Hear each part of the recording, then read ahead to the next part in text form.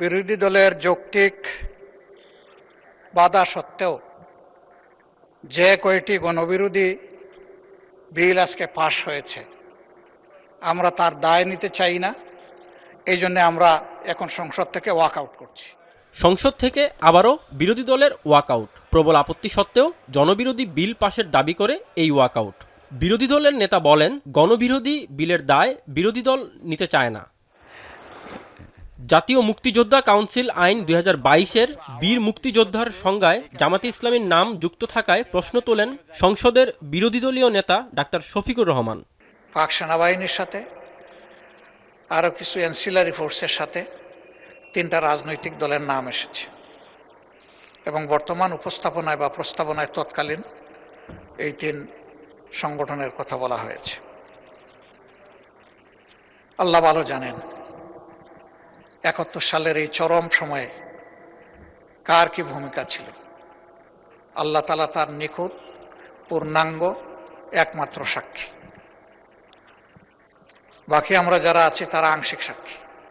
মুক্তিযুদ্ধ বিষয়ক বৃহস্পতিবার সংসদের প্রথম অধিবেশনের 12তম দিনের দ্বিতীয় বৈঠকে মুক্তিযুদ্ধ বিষয়ক মন্ত্রী আহমেদ আজম খান জাতীয় মুক্তিযোদ্ধা কাউন্সিল সংশোধন বিল 2026 উত্থাপনের পর তার উপর বক্তব্যে বিরোধী দলীয় নেতা এসব কথা বলেন। তারপর হুবহু বিলটি পাশ করা হয়।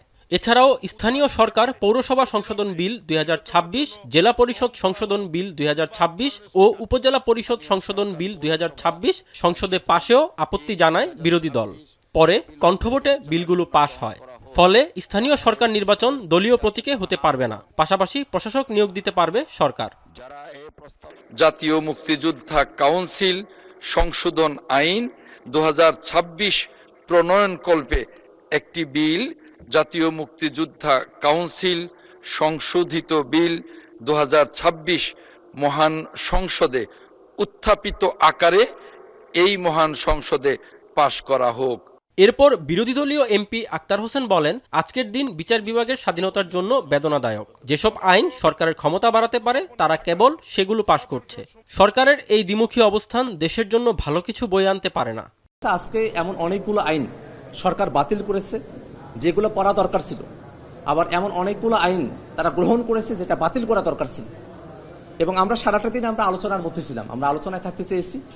এদিকে স্থানীয় সরকার প্রতিমন্ত্রী মীর শাহে আলম বলেন, পাশ হওয়া 4টি আইনের মাধ্যমে সরকার কখনো অযাচিতভাবে কোনো জনপ্রতিনিধিকে অপসারণ করবে এমনটা ভাবার সুযোগ নেই। 55% মানুষের সমর্থন নিয়ে আমরা রাষ্ট্রীয় ক্ষমতায় এসেছি। আমরা সংবিধান সংরক্ষণ করব, গণতন্ত্র সংরক্ষণ করব এবং অযাচিত কোনো জনপ্রতিনিধির যাতে অপসারণ না হয় এ ব্যাপারে আমরা ভালোভাবে খেয়াল রাখবো। রাজীব হোসেন, এখন, ঢাকা।